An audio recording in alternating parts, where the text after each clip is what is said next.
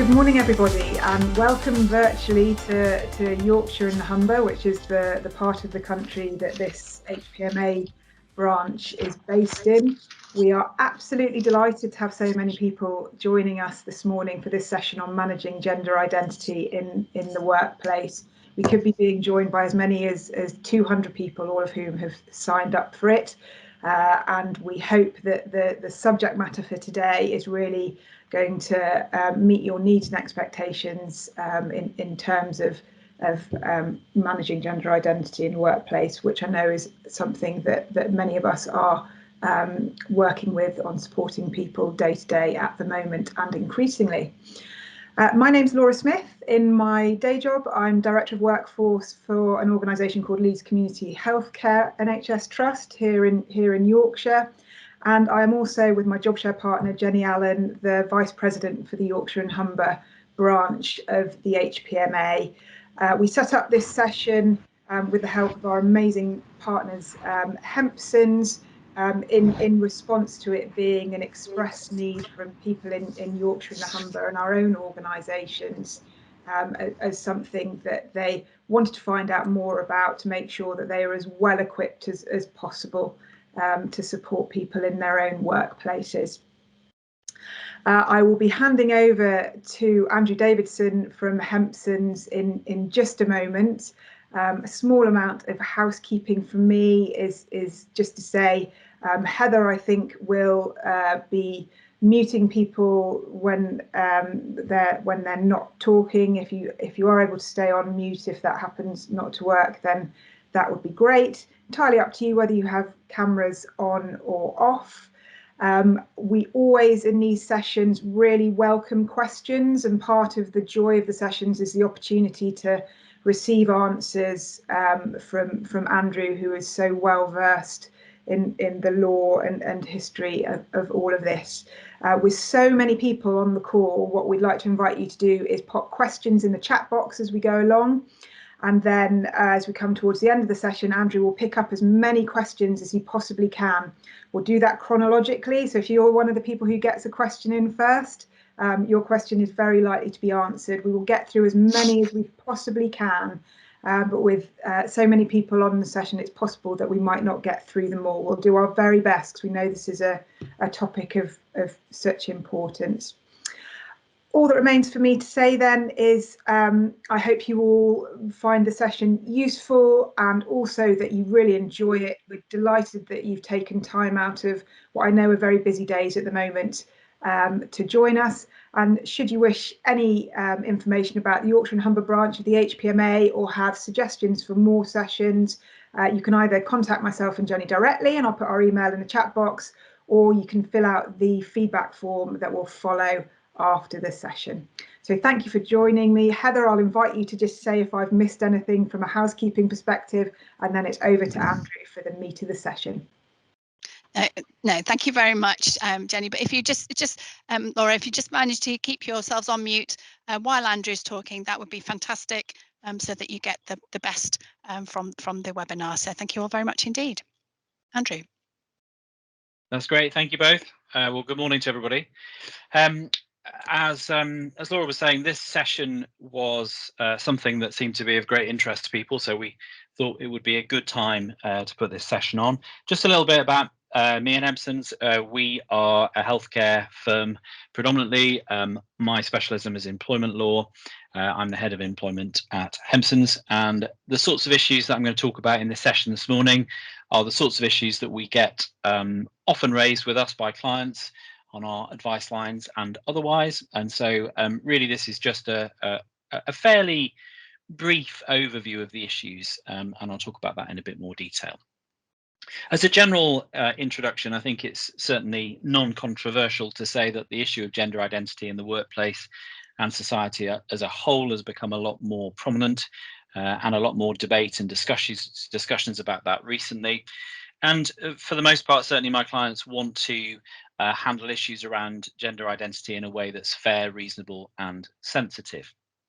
As I say, this is intended to be an overview rather than anything else. It's a complex area, and it's also an area that's evolving fairly rapidly. The courts seem at the moment to be grappling with some of the trickier issues around the legislation, and I'll talk about some of the more recent cases in a moment. In terms of terminology and language, the other thing that I will say right at the very beginning is that the legislation, the main legislation at least, that deals with gender identity or gender related issues is fairly antiquated. And so if you use and you look at the terminology used in the Equality Act, for example, it's a long way away from what we would generally use in our modern society today. So some of the terminology is a bit anachronistic.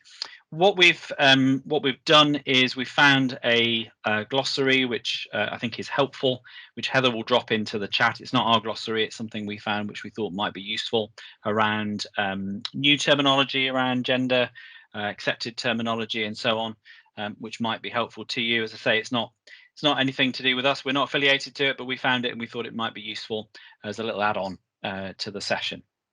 So that being said, in terms of the webinar itself, I'm going to cover 4 areas. I'm going to talk about the legislation and what the legislation says, particularly the Equality Act and the Gender Recognition Act. Talk about types of discrimination, and as part of that, I'll talk about some of the cases and where we are, some common issues in the workplace, and then finally protected beliefs and gender critical views. There's been a recent case called Forstater, which I'm going to talk about when we get to that stage. So, legislation then. Looking at the legislation, as I say, the wording is often anachronistic, and gender identity in itself is not a protected characteristic under the Equality Act. So if you know anything about the Equality Act, you'll know that there is protected characteristics of various sorts contained within the Equality Act and protections that go with it. Gender reassignment is the protected characteristic. That's the phraseology used in the Equality Act.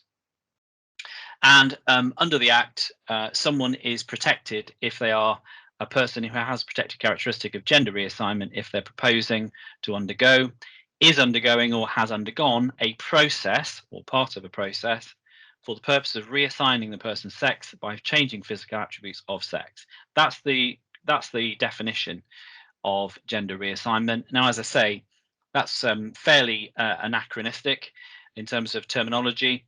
But there's a few things there that are important. The first thing is, if you look at the process, if we talk about the process, no medical involvement is involved or is required. Under the previous legislation, there was a medical element to it. There isn't anymore. The the Equalities and Human Rights Commission Employment Code makes it clear that gender reassignment is a personal process. And they define that and they describe it as moving away from one's birth sex to the preferred gender rather than a medical process. So that's the definition, that's the protection that's given. And there are all sorts of issues around that definition that I think will cause tribunals to scratch their head a little bit and already have. And in one particular case, which I'll come on to in a moment, the tribunals have taken a fairly what I would describe as expansive or purposeful interpretation of that legislation. And this leads me nicely on to potential gaps in the protection under the Equality Act.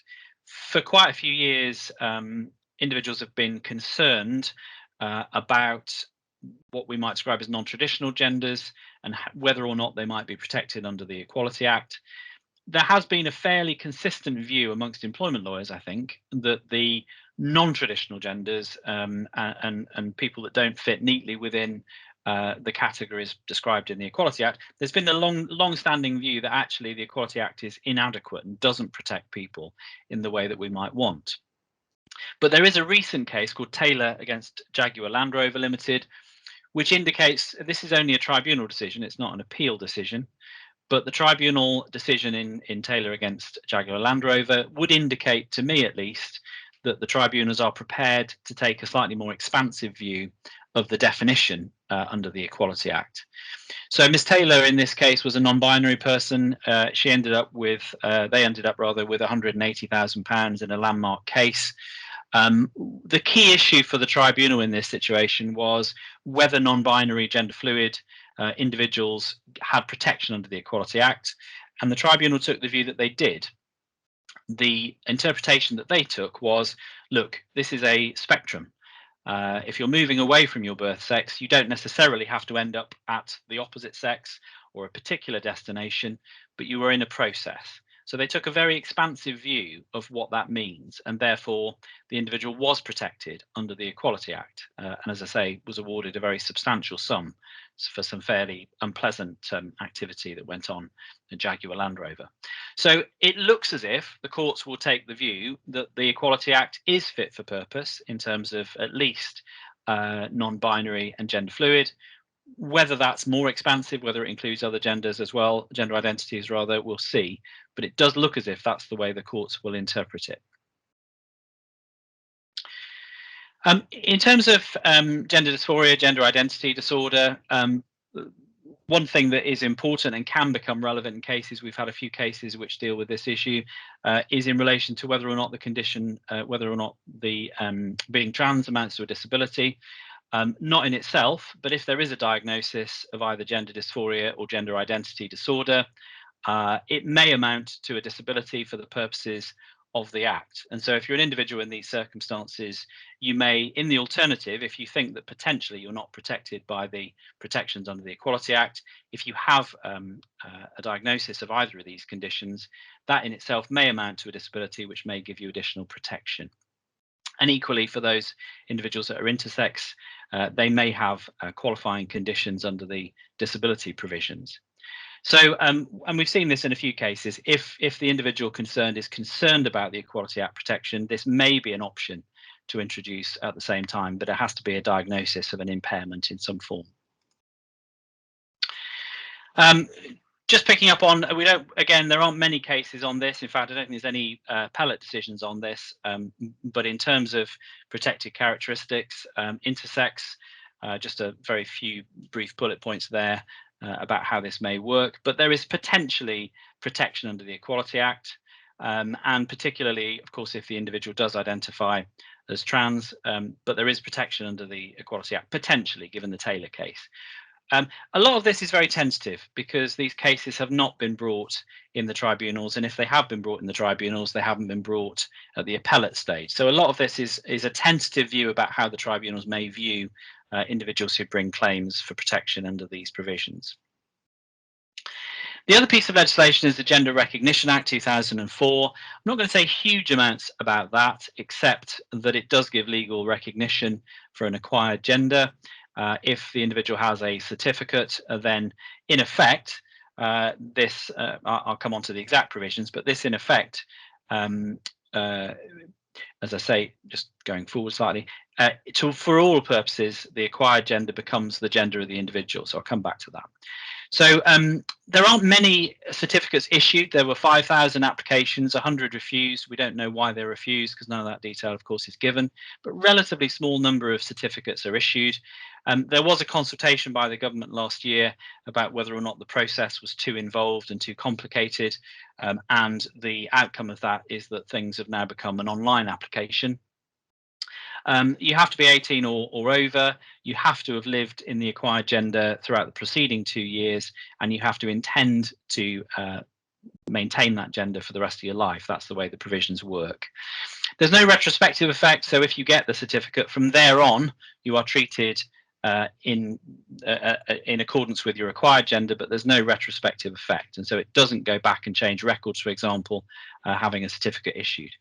But the consequences of it, as I say, are here. So for all purposes, I mean, that's not actually true, but for all purposes, the legislation says the acquired gender is the gender you have. The reason I say it's not quite true is because there are some minor exemptions, not that really affect the employment situation, but there are exemptions for things like criminal offences and so on. But to all intents and purposes, certainly from an HR, from a workforce perspective, you accept that the individual with a certificate is, for all intents and purposes, that acquired gender. And the second provision there deals with retrospective effect. So it's important to know about that, and there are some repercussions in terms of GDPR and so on. But as I say, just going back to that point, there aren't that many applications that are being made. There aren't that many certificates that are given. So it's a relatively uncommon position to be in. So That's the legislation. Just a quick overview. I wanted to talk about the types of discrimination that are protected under the Equality Act and give you some examples of how that protection works. For HR people, these types of discrimination, of course, will be largely familiar. They are the same for gender reassignment as they are for other protected characteristics.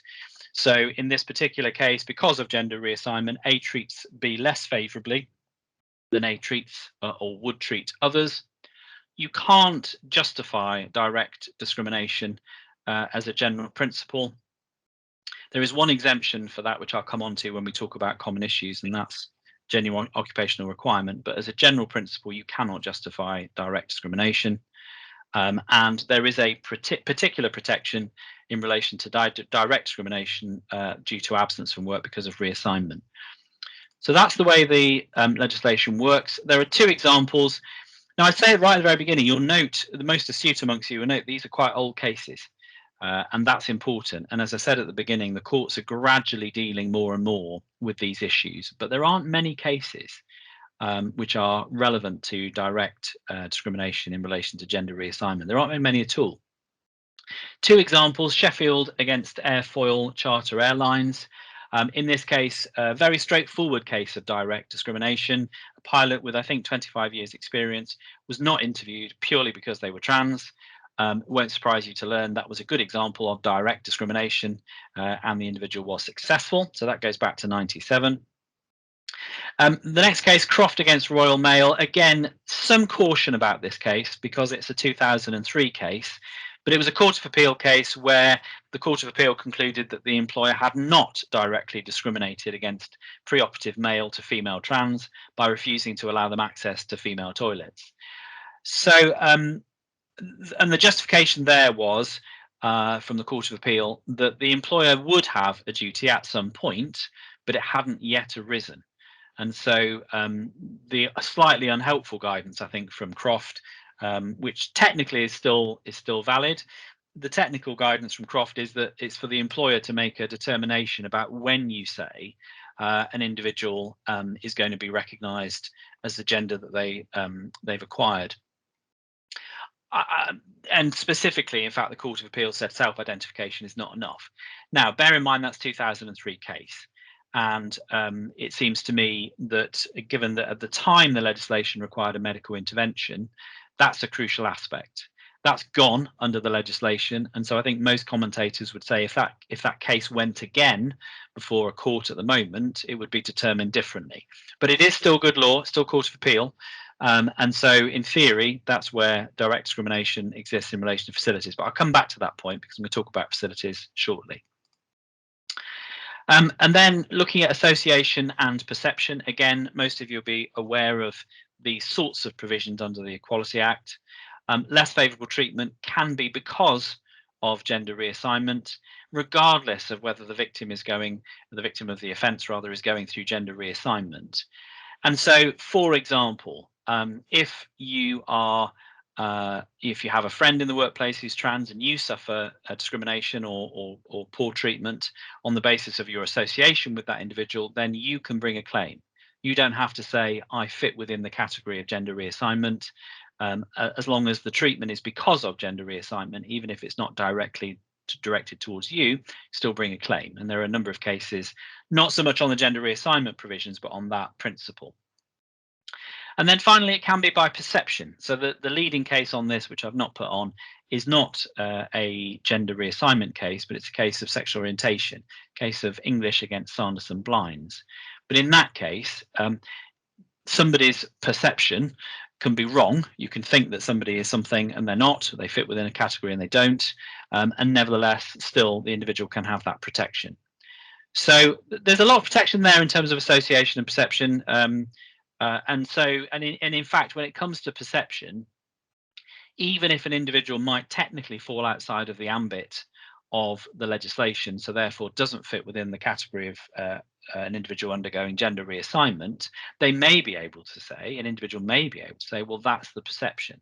The perception is that I do fall within that category, and therefore I have protection under the legislation. So that's association and perception. Final type of final type of discrimination in some respects is indirect discrimination. This is where, again, most of you will be aware, A applies to be a provision, criterion, or practice. If you play employment tribunal bingo, if you go to the employment tribunal and you look for words that come up or phrases that come up very often, one of them is PCP. And people often say to me, what's a PCP? It's provision, criterion, or practice. In effect, it's something that the employer has, whether it's a practice or whether it's a way of doing things, that may expose people with a protected characteristic to a particular disadvantage. So the way it works in this case is A applies to be a provision, criterion, or practice. B is trans. A applies the PCP to all people, regardless of gender identity. But that PCP puts or would put trans people to a particular disadvantage, and in fact places P at that disadvantage. And you can't succeed if you can't justify that PCP. You have to show that the provision, criterion, and practice had a legitimate aim, and that there was a proportionate means of achieving that aim. So that's the overview of indirect discrimination. The example that's given, because I was scratching my head this morning thinking about where might that work and how might that arise. And the example in the Equalities and Human Rights Commission guidance, which is a good example, is, let's say as an employer you have an icebreaker for new staff, and you say to new staff, bring in a photograph of you as a toddler.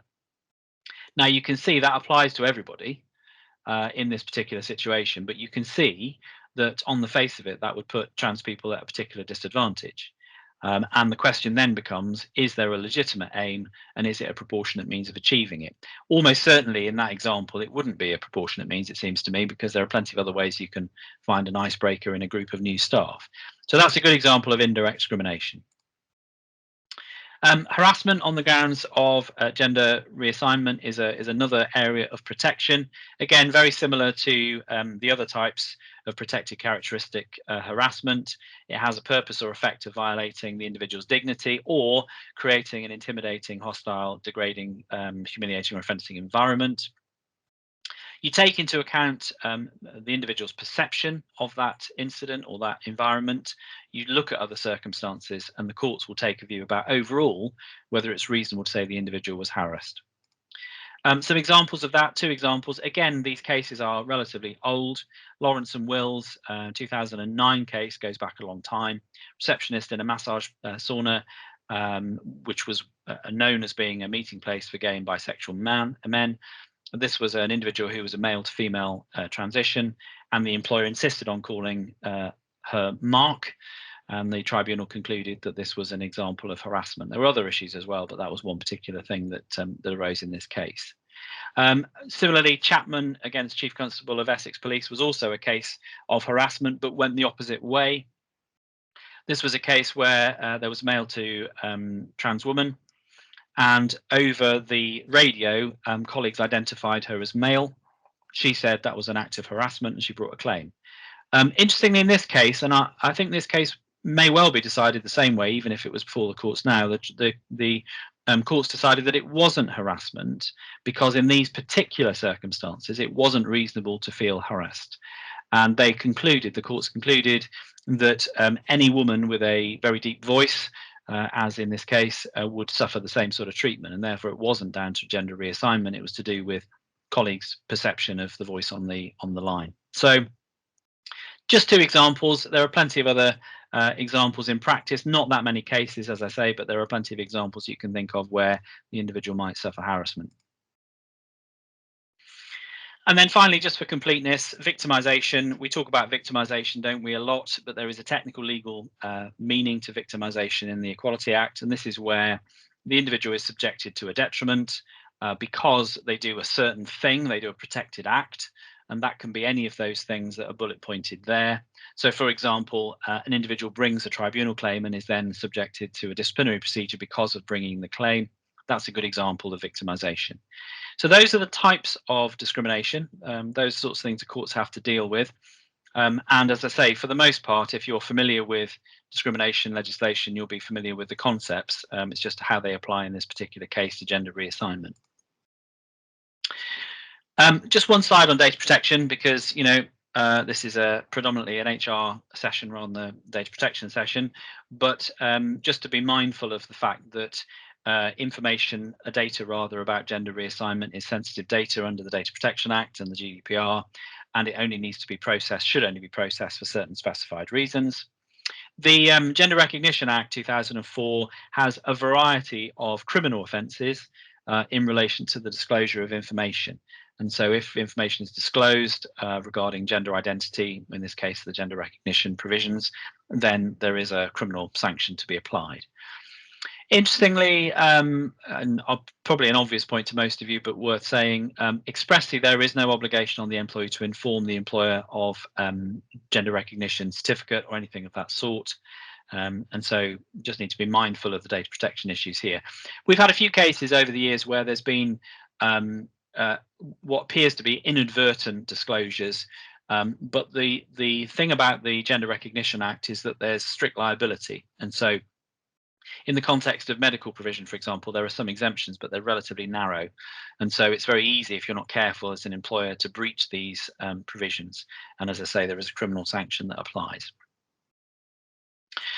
So now, next part, I'm going to look at some common issues that arise. There are all sorts of issues that might arise around gender identity, of course, but I picked up on things that I think are probably most practical and arise most frequently in practice, just to have a quick discussion about how they work. The first is genuine occupational requirement. You may remember when I talked about direct discrimination that I said it can't be justified, but there is one narrow exemption, and this is it. And so this applies to other protected characteristics. It's not unique to gender reassignment, but it is a limited exception. And so in principle, you could have a requirement that an employee or prospective employee did not have the protected characteristic of gender reassignment. The example from the Equality Act, and again, this goes back to 2010, but the example they give is a counsellor working with rape victims might have to be a woman, and not a transsexual person, in order to avoid further distress for the individual undergoing the treatment or the counselling. So that's an example. Whether or not in practice that's something you might be able to justify will always be a question for the courts ultimately if challenged. And the government guidance is very clear. The instances where you will be able to justify a genuine occupational requirement will be few. And it says very clearly, as you can see there, very careful consideration should be given because they are rare and, if wrongly applied, unlawful. That refers to a document called the Recruitment and Retention of Transgender Staff, which I'd recommend you have a read. It's a government and Equalities Commission publication. It's well worth having a look at because it gives some sensible guidance in practice. So that's genuine occupational requirement. I wouldn't get too hung up on that. There are some exemptions that can be used in the provision of medical care, for example, but for the most part, as I say, it's a rare provision that you can rely upon to justify direct discrimination. One of the contentious issues over the years, I think probably becoming less so maybe, is the use of facilities. I just want to say a few things about that because, again, the law in this area is relatively untested. And so we can draw upon principles and look at the legislation, but it's still relatively untested. There's a couple of provisions to be mindful of. I mean, obviously the protection in terms of gender reassignment under the Equality Act, but also the Workplace Health, Safety and Welfare Regulations 1992. Now, some caution needs to be exercised in relation to these provisions because it predates any trans protection in the UK. And so these regulations were drafted at a time when there wasn't a consideration to be had in terms of trans or gender identity. But it does in principle require separate toilets, washing and changing facilities for men and women. Now, men and women are not defined under the legislation. So again, there may still be room to say that given how old the legislation is, it's to be interpreted by the courts in a more purposive and a more modern way. But there are those provisions which require, for the workplace, require separate provision. And in addition to that, of course, there is that Croft case, Court of Appeal case, in relation to facilities. But as I say, and I said before, it's an old case, so exercise some caution. The document I mentioned, the Recruitment and Retention Guidance, says a trans person should be free to select the facilities appropriate to the gender in which they present. And so it looks as if certainly the government's position is a more flexible position than the workplace regulations might suggest. So uncertain. I can't give you a definitive answer about how you should deal with this because the courts have yet to properly interpret it. But clearly, I would draw your attention to the recruitment and retention guidance, because I think that's the most sensible way in practice to allow a trans person to select the facilities appropriate to the gender in which they present. But as I say, we'll see where the courts go with it. I think the direction of travel is to be more sensitive to those sorts of provisions. Okay, recruitment's final point. Some issues around recruitment. Again, we don't see too much of this in practice, but some issues around that. It can be a criminal offence to reveal information, as I said before, about the application for a gender recognition certificate or existence of gender recognition certificate. And so if the employer becomes aware of that and discloses it, then that can be a criminal offence. In terms of pre-employment health checks, it's an obvious point, but I make it because the guidance talks about it, and that is that people shouldn't be asked about their gender history. You may have some practical issues around the vetting process. You need some flexibility around whether or not a passport or birth certificate is required. And under the DBS provisions, an individual can confidentially disclose all previous names without those being disclosed to the employer. And so if a trans person's had a previous name, they can disclose it and should disclose it as part of the DBS process, but that information that does not necessarily go on and shouldn't go on to the employer in these contexts. So those are the three practical issues I want to talk about. I'm sure we'll have questions at the end about how it might work in practice.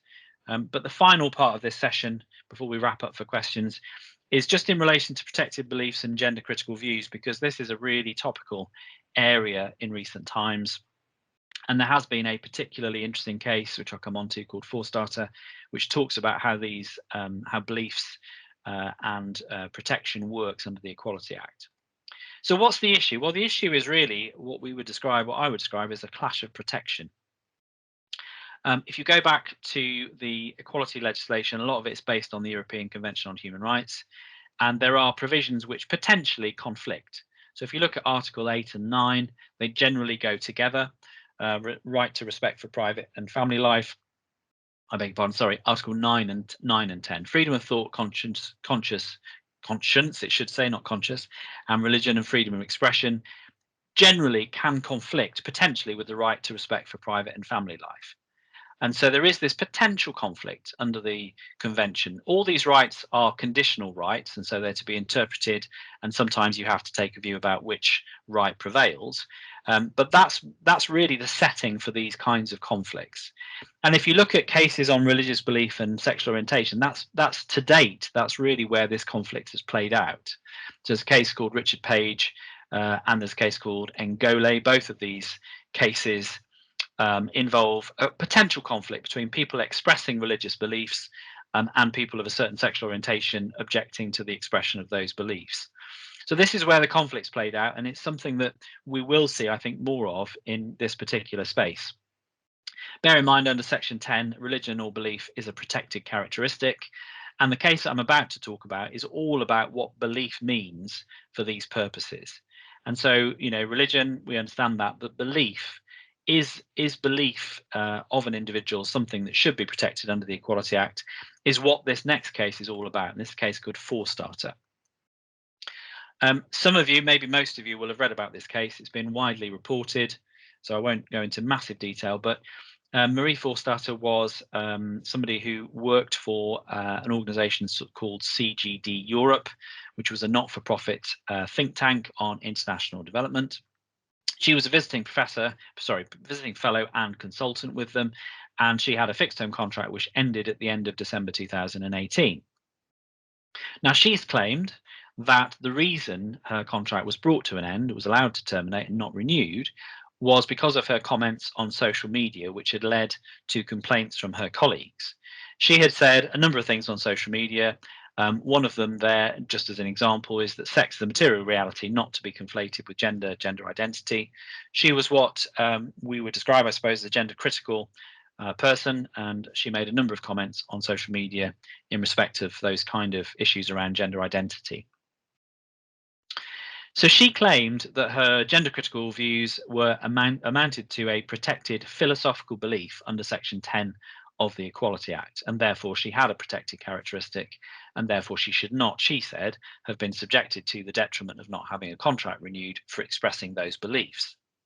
There was a preliminary hearing where Judge Taylor at the Employment Tribunal determined that her beliefs did not amount to protected beliefs, and so she did not have protection under the Equality Act. And the logic behind that is set out on this slide. In order to have protection under the Equality Act for your beliefs, you have to fulfill 5 tests, and we call them the Granger tests. And in nearly all of these cases, the first 4 parts of the test are satisfied, and it's the 5th part that becomes contentious. And that's exactly what happened in this for-starter case.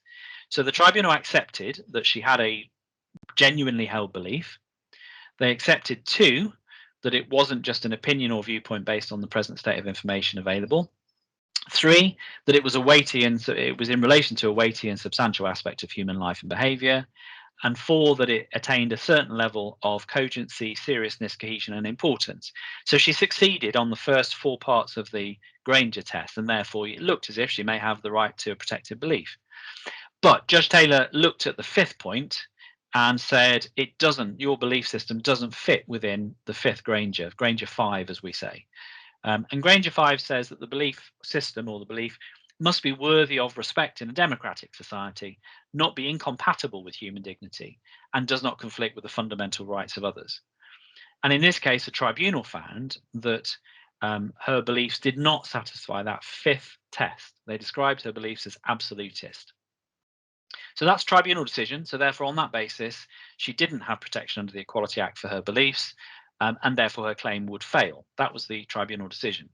However, it wasn't over at that point because she applied and appealed to the Employment Appeal Tribunal. And the Employment Appeal Tribunal upheld her appeal and said that the tribunal had misapplied Granger 5. They'd misapplied how you interpret that belief in the context of that 5th test. And the EAT said that you only exclude beliefs where they're akin to Nazism or totalitarianism. That's a direct quote from the case in this particular, the judgment in this particular case. In coming to that decision, the EAT said that they found that her beliefs were widely shared. The expression of beliefs in itself did not seek to destroy the rights of trans persons. Her belief that sex was real and immutable was consistent with the legislation, and so she's saying something which is consistent with the current state of the law, and therefore her belief was protected. Now, I think this probably comes about because of the current uncertainty and because of where we are at the moment with these provisions. But the Employment Appeal Tribunal did something which is very unusual, which is to set out in great detail what they were not concluding. And they made a point of saying, look, we're not reaching a conclusion in relation to what's going on by way of a trans debate, or we're not encouraging misgendering. We're not doing these things. What we are doing is interpreting the law as we understand it in these very narrow terms. So the judgment is worth a review, I think. If you're interested in this area, it's worth looking at the judgment. It's not a massive judgment, but it's an interesting judgment. It may be appealed. There may be an appeal to the Court of Appeal. CGD Europe may go to the Court of Appeal. For what it's worth, I think the EAT decision was the right one. I think that is the correct decision based on the interpretation of Granger, based on the case law, the European case law, and the UK legislation. So I think it was the right decision, but it may be overturned. Let's see when it goes to the Court of Appeal, if indeed it does. I don't know if there's an appeal ongoing. So it's an interesting area. What should you take from that? Well, I think what you should take from that is what you can take already from the sexual orientation and religious belief cases, which is that if an individual is expressing a view, you as an employer have to have a tolerance of that, except where it fits within the category of, just going back to Granger, where it fits within the category of being totally incompatible with human dignity and conflicting with the fundamental rights of others. And so there's a difference between expressing a view and that having a direct impact in the workplace on other colleagues. So the simple expression of a view, it looks as if the courts will take the view that that's compatible with the legislation and should be protected. But obviously, if it's done in a way that is directly incompatible with other people in the workplace, then you can take a view. So it is a difficult area, I have to say. And the courts are trying to find a way through this, which is a sensible way forward based on the legislation, but it's increasingly difficult sometimes because there is clearly a conflict in some cases. I mean, the courts used to take the view that there wasn't really much of a conflict at all, that everybody was protected and there wasn't a conflict. Well, that can't be right. You know, the expression of certain views and beliefs could, in principle, have an impact on others, of course. And they're finally getting to grips with these issues. So watch this space. There will be more cases, I'm sure. The cases to look out for are cases around this particular point, so the for-starter issues, and I also think that what I would describe as Taylor issues, the issues about how wide the protection under the Equality Act actually is, and whether the appellate courts will uphold the sorts of thinking that we've seen in Taylor. Right, lot to take in. We are now at about 10 past, and I suspect we've got quite a lot of questions in the chat box. I hope so. That'll make for an entertaining session. I'll try and deal with them in the order they're raised, and if we've got questions on the same sort of point, then obviously we'll sort of skip over questions if there's duplication. Right. Currently supporting colleagues transitioning at work. So far, colleagues are very supportive, but I'd be interested to understand what our options would be if they were to face transphobic abuse from colleagues in the workplace. Understandably, the colleagues quite worried in the wake of the for-starter case. Yeah, Emily. Well, look, I mean, sorry, yes. As I say, what the EAT have been really clear about is that, yeah, and it's an obvious point, but what they're not condoning in any way, shape, or form is that kind of transphobic abuse. The difficulty is where do you draw that line between people making comments on social media or otherwise, and when it turns into abuse? And I mean, there's some interesting guidance, and I can send it on to you, but there's some interesting guidance about supporting employers exactly in this situation where somebody's going through a transition process and how you might be able to plan for that and assist. I mean, I think in practice, all you can do is be very receptive to potential complaints and potential discrimination that the individual might suffer, to make sure there is enough support in the workplace, which again is difficult, and make sure that if these issues get raised, they're dealt with appropriately under the disciplinary process. So it is difficult, I think, in terms of supporting, but nothing about the for-starter case suggests to me that what you've described there, i.e. transphobic abuse, would be acceptable. It clearly isn't. And I don't think the for-starter case, as I say, the EAT go out of their way to make the point that it's not saying that at all. What it is saying is if people express their views on social media or otherwise, they should be allowed to do it within reason. So, tricky one. Let me just see what else we've got. Will the slides be made available? That's an easy question. The answer is yes to that, which we've answered. That's good. I'll take this one as a straightforward question. Let's have a look. Where's the next one? 1042, did you say? Yeah. When it comes to no medical involvement, how do we deal with this when we have patients who say they now identify as a specific gender and would like to be in that gender's bay? How do we ensure we maintain dignity of the patient in that bay? I will have to pass on that question because I think that's what it is, a medical and medical healthcare advisory question rather than an employment question. So it's a good question. If I can, Caroline, I will get one of my colleagues to pop you an email back in response to that, because the medical provisions, the healthcare provisions are slightly different and definitely more complicated. So I will duck that question, not because I don't want to answer it, because I don't know enough about the healthcare area specifically and patients to give you that answer. Good question from John. For Northern Ireland colleagues, where the Equality Act does not apply, how could they adapt this learning into their own workplaces? Well, look, I think there's a lot of good practice out there. There's a lot of good practice about supporting, as I say, transition and supporting colleagues in this situation. Lots and lots of guidance. I would have a look at the Equalities and Human Rights Commission guidance, because that's a good starting point, and that government document about recruiting and retaining, John, because I think all of the stuff in there, regardless of whether the Equality Act applies or not, all of that stuff is useful stuff for employers. So I'd recommend you have a look at that. Some good ACAS have a guide as well, which is relatively brief, but worth having a look at, definitely. Is a statutory declaration or deed poll required to change a person's name on their personal records? Also, not sure if you're able to answer this, would be applicable to patient. Well, I can't answer the patient point, similar point, and I can get one of my colleagues to answer that question for you. But in terms of statutory declaration or deed poll, No, I mean the people use deed polls, but as I understand it, and again this is slightly outside of my area, but as I understand it, the key thing is really about the individual using that name and deciding to adopt that name in the first place. The difficulty comes in, of course, not so much about the personnel records, I don't think, but in terms of, as I said earlier on, things like vetting. And dealing with DBS, because again, if an individual is known by a series of names for a DBS check, that needs to be included. So I don't think there's anything required in terms of, well, there isn't anything required in terms of formalities for personal records, but if you're going to deal with employment checks and all the rest of it, then it becomes a lot harder without at least a deed poll change. Do the prior 2 years of public identity start at 18 for the GRA, or can they start at 16 with the application being made at 18?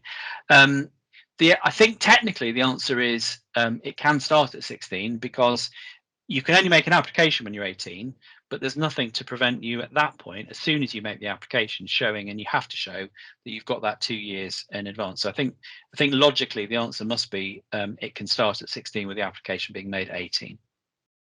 I don't think it expressly says that, incidentally, but I think that makes sense, because you can, otherwise you wouldn't be able to make an application till you're 20, so you must be able to do it when you're 18.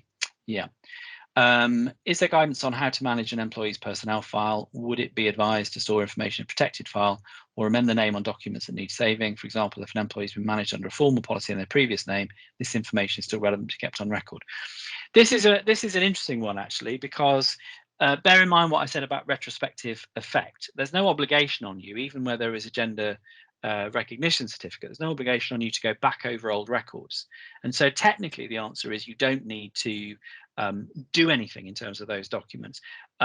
In terms of protection, it seems to me that if the personnel file name is changed because somebody's transitioned in that way, it may well be very sensible to make it very clear on the file itself that that name is the name that should be used, but there's no obligation to go back and change it, because again, even with a recognition certificate, there's no obligation. So you don't have to go back historically, but handling it sensitively is the most important thing. Whether that amounts to well, yeah, I mean, it's very difficult, isn't it? Because I think you have to leave it as is, actually, because I think the risk is potentially if you start going back and trying to fillet things and change things, you're going to create difficulties for everybody. But clearly, in a disciplinary process, if you are relying upon previous correspondence, it may be appropriate at that point to make some amendments if they're going to go before a panel, for example. It's a tricky one. I don't think there's any guidance on that, actually, but I can see how it would be very difficult and potentially traumatic for the individual if previous information is brought up in a way that's insensitive. So yeah, I'm still not sure why the Chapman case is not harassment. Well, I think the short answer to that, Fiona, is probably because it's a historic case. And as I say, the interpretation that the courts took at that time was based on the legislation, but I don't think it would be determined in quite the same way now necessarily. Depends upon the individual facts of the case, but I suspect it's partly that.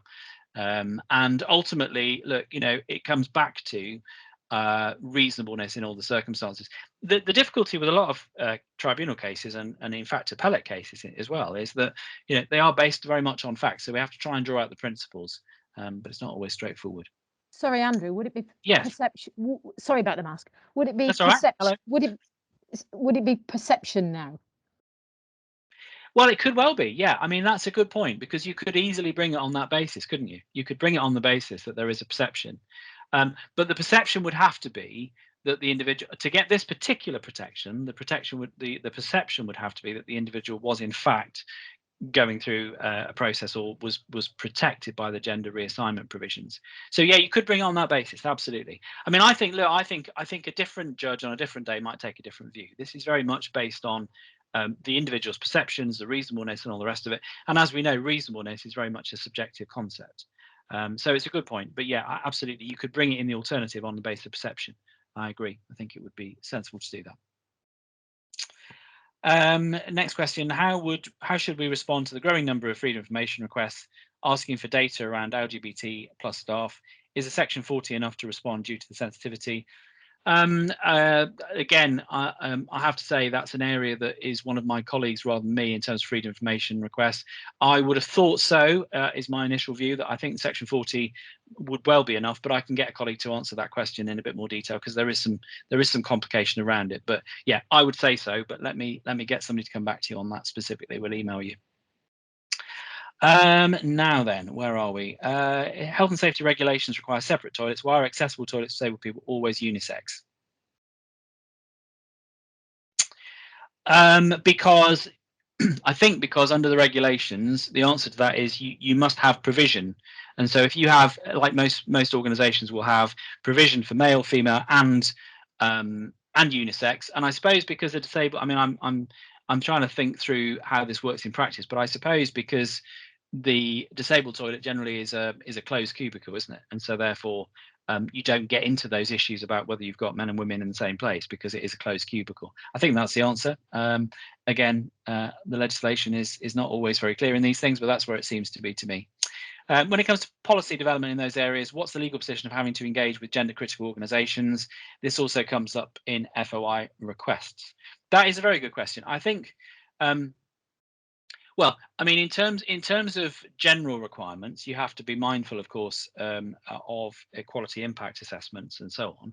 And so, from an organisation's point of view, anybody that fits within a protected characteristic would have to be part of that. In terms of gender critical organisations, I don't think, of course, they fit within any of the protected characteristic. And so I don't think there is an obligation to do that. You may well take a view as an organisation that you want widespread opinions to be filtered into a process. But I don't think there's any requirement to do that at all. It can't be, because the only requirement is in relation to protected characteristic.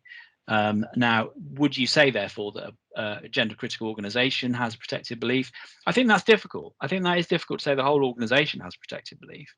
Yeah, because all these protections amount very much to individual protection itself. They don't amount to sort of group protection. You don't have a group protection in that way. In order to bring a claim successfully, you've got to say you're part of a group and you've been discriminated against on that basis. So I don't think there's any requirement to speak to organisations. If, however, a gender critical individual came forward and said, I want my view to be taken into account, you've got to be careful you're not potentially discriminated on the basis of protected beliefs. So, but there's no, again, this is all very unclear at the moment. Employment checks, one of the issues we've had with employment checks, if individuals do not wish to disclose their gender, systems do not recognise driving licence numbers to be used as a form of ID. Is this something the DVLA are considering? I don't know. I don't know. I think, I mean, as a general point, we're going to have to get better, it seems to me, a lot of these things. You know, a lot of the application process, not just for DBS and for other issues, but other applications are very limited at the moment. I think we're going to have to get better at understanding that not everybody can comply with those requirements. So the short answer is I don't know. I suspect a lot of these areas will, over the coming years, will have to change. What are some of the simple practical things an employer can do to promote a more inclusive, gender trans neutral workforce, new place rather, workplace? I mean, this is a webinar probably in itself, isn't it, in terms of simple practical things. From an employment lawyer's point of view, I always go back to policy documents and guidance documents because I think they are really important. And if you look at the Jaguar Land Rover case, one of the key things there, which did not impress the tribunal, was the failure to train and regularly provide guidance and recirculate the policy in relation to gender reassignment and equalities generally. So it didn't impress the tribunal. So from an employment lawyer's point of view, I would always say start on that basis. Start by setting a very clear, from the top downwards view on how these issues are to be managed, and make sure, and this is really where the rubber hits the road, isn't it? Make sure that managers understand, make sure that there are serious consequences if you don't comply with being more inclusive and making sure that policies are complied with. And that's very often in practice what we see that goes wrong, that, you know, managers, the information may get to them, but there isn't any sense of repercussion if it goes horribly wrong. So I'd focus on policy, I'd focus on guidance. I'd focus also, because this is a rapidly evolving area, I'd focus on ensuring that managers feel able to raise concerns and able to raise issues and understand the sorts of issues around this, because there is no question that our society has changed radically in the last few years. and a lot of people have been left behind because they don't understand the issues, they don't understand how their behaviour may impact and so on. So I think education, training and policy work is the key thing. Distinction between sex and gender is described well by trans charity Gender Identity Research and Education Society. It's also important in healthcare, e.g. blood samples. Some of our organisation policies still confuse sex and gender. Problems can arise when people use sex and gender differences to deny the identity and therefore the dignity of others. Yeah, Thomas, I 100% agree with that. I think that, look, you know, this is a process for employers, isn't it? It's a process of understanding, moving things forward, being able to educate people, relying upon good information that's out there. There's a lot of good information, there's a lot of less good information in terms of policies and best practice. But you're absolutely right. Understanding that definition, that's one of the reasons why we put the glossary in, because I think, you know, for managers and for people in the general workplace, understanding the issues, understanding how gender identity works is absolutely crucial. Will the recording be available? Yes, I think it will. Anything else? Let's have a look. There's a few more questions. What are my views on non-binary gender neutral names in the workplace? How should the employer approach this? It's a really good question, and I think employers are struggling to work out what they think about this. I'm always of the view that it's something that should evolve rather than being enforced. There's absolutely no requirement, it seems to me, in itself to change everything and make sure that, you know, for example, email signatures have pronouns and all that kind of stuff. There's nothing in there in terms of the legal approach, but it's something that as an organization you have to take a view on and see whether or not you want to use that as an opportunity to be more inclusive. But there's nothing in terms of the law, so I'll steer clear of that at the moment. It's a controversial area, but I don't think there's anything that, or even in terms of government guidance, that talks about gender neutral names. There's a follow-up to Emily's question. We have a doctor who has transitioned, and we've dealt pretty well with issues from colleagues, but she is still on occasion struggling with the attitudes of patients that she's treating. We can intervene here, but sometimes we've limited success in changing attitudes and bad behaviour. Is it something that we would be expected to address further in our duty of care to the individual? Well, Lorraine, this is a really interesting area because the government are consulting about third-party harassment. The leaving aside for a second gender reassignment and talking generally about third parties, there is a massive gap in the legislation, because as we currently stand, there's a case called NAILARD, Unite the Union against NAILARD, or NAILARD against Unite the Union rather. The NAILARD case blows a huge hole in the legislation, because what NAILARD case says is, in effect, there is no protection in terms of employers being responsible for the acts of third parties. So in a case like this, where you've got patients making all sorts of inappropriate comments, whether it's about gender reassignment, whether it's about sex, whether it's about race, the moment it appears, unless somebody comes up with an ingenious solution, that the Equality Act doesn't deal with it. And therefore, and there's a case called Bajong, I think it is, which just came out fairly recently, which says, in effect, you can only be liable as an employer if your actions or omissions are themselves discriminatory. And so if for example, if a patient or patients are behaving badly, if the individual concerned wants to bring a claim, the doctor concerned wants to bring a claim against you as the employer, they're going to have to show that the fact that you didn't do anything, or the fact that you did whatever you did, was itself discriminatory. And that's very unsatisfactory. The government said they will look at this and they will introduce provisions, but as it currently stands, third-party harassment is or discrimination is incredibly difficult to bring in the tribunal. It's hard to see how that could happen. So interesting point. Thank you, Lorraine. There's a point for Lisa's given a very helpful point there, which is great. Karen says, I've had a query from clinical staff about whether a 17-year-old patient can have their gender amended on their patient record. I looked at the GRA and various websites, but I'm not clear if this right only applies to people 18 or over. It does only apply to, so in terms of a gender recognition certificate, you can only get it if you're 18 years old or over. So that, hopefully that answers the question. Do we have any more questions? I'm just looking. I think I've run out of chat space, so I think dead on 11:30. I think we've finished the questions, unless anybody's, unless I've missed something. That's Karen, all the questions I have, Andrew. Karen's got a hand up. Let's go to Karen. Oh, yep. Yeah, just on that question about being over 18, I realised you have to be over 18 to get a gender recognition certificate. However, you don't have to get a gender recognition certificate in order to be known by another name or another gender. Correct. You know, it's therefore, if you were 17 and wanted your record changed as a patient, I don't see why. It's just not clear, and that's why I asked the question. Yeah, I mean, yeah, no, you can do it. The question is whether you're obliged to do it, and I think that's the distinction. And I don't, again, this sort of veers into healthcare law as well, but I don't think you're obliged to do it unless there is a gender recognition certificate. But you can choose to do it, absolutely, and it may well be that that's exactly what you do. Thank you. That's really helpful. Well, I don't know how helpful it is because I haven't given you much of an answer, but I think that's where we are. And I mean, again, I can have a chat with my healthcare advisory colleagues in case there's further guidance, but I'm not aware of anything. Lisa's got a hand up. I just wanted to add, I'm obviously not a healthcare professional in that respect either, but I do work at the Children's Hospital in Bristol. So if there are any paediatric centres who want some advice, I can definitely signpost them to somebody who can help. It won't be me, but I can sign. I'll put it in the chat. Perfect. Thank you very much. Thank you. One final question. How do people live in their acquired gender for 2 years for a GRC if they don't have the right to get their names, gender change on medical records, etc.? It's a good question. The provisions are fairly fluid in terms of what you provide to get your certificate. And as I say, only 100 have been turned down. So you'd imagine for the most part, people get it right, you would think, out of 5,000. So, I mean, the fact that you haven't had your medical records changed is not necessarily going to cause any problems, because the question really broadly is whether you've lived in that acquired gender. And if the answer is yes to that, then regardless of whether you've been able to change your name in things or not, you can put that forward. And as I say, it looks as if, we don't know the full detail, of course, it looks as if most the vast majority of applications are successful.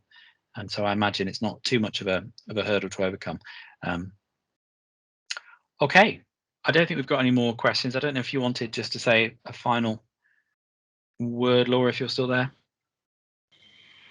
I'm still here. I know people are having to leave for other meetings, but thank you so much, Andrew, for a really brilliant session. Andrew's details are on the screen if people want to get in touch with him afterwards. Thank you for some fantastic questions in the chat box, and I hope that, like me, you're coming away from this session with things that perhaps you didn't know or hadn't been fully clear about that we can now take back into our workplaces. So thank you for joining us. We will send out the slide and the edited recording of the session as Heather's described in the chat box, and we look forward to welcoming you to other HPMA sessions in the future. Have a very wonderful rest of your day. Bye-bye.